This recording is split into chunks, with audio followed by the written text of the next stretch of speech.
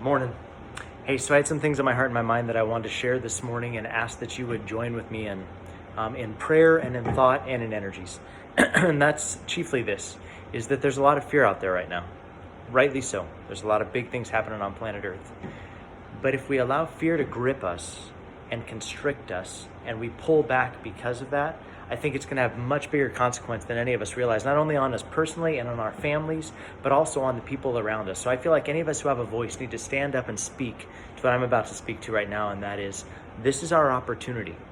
This is our opportunity to rise. All of us in our businesses, all of us in our daily life have gotten consistently used to a norm, and that norm's changing. But that doesn't mean just because things have gotten difficult, just because we've become more socially distanced, or because we've had to kind of isolate a little bit, that means we need to stop taking ground. It means that we need to change our mindsets on how ground is taken. This is an opportunity for all of us to think through ways in our business that we could shift. How have we maybe been traditionally doing things that we need to consider changing now? How have we been considering how Jesus' ministry and loving people has had to look? And maybe it doesn't have to look like that. Maybe we should think about other ways that we can reach out and touch lives. I know for me with project management, I'm looking at all different kinds of things for my business, for how we can do things a little bit better and how can we do things a little more virtual. I work from a home office, so this is all very usual for me. I actually feel really in my norm right now, but it's impacting people who are out there doing business out there. But how can we help them do business in here, on the internet, in here virtually? So this is what I'm going to encourage you is be thinking those thoughts of, let's not shrink back and contract in fear.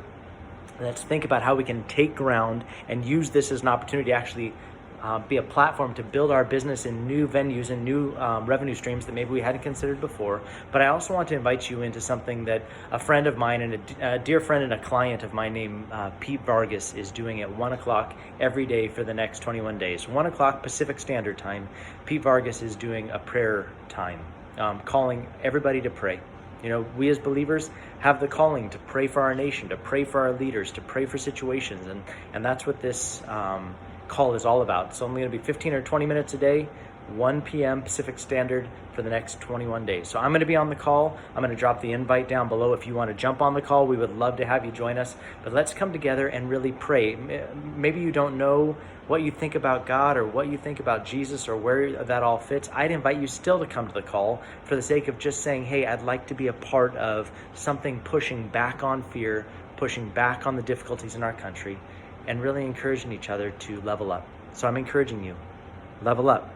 Don't shrink back. Look for new ways to love people. Look for new ways to serve people, because in the end, that's what we're here for. So see you at 1.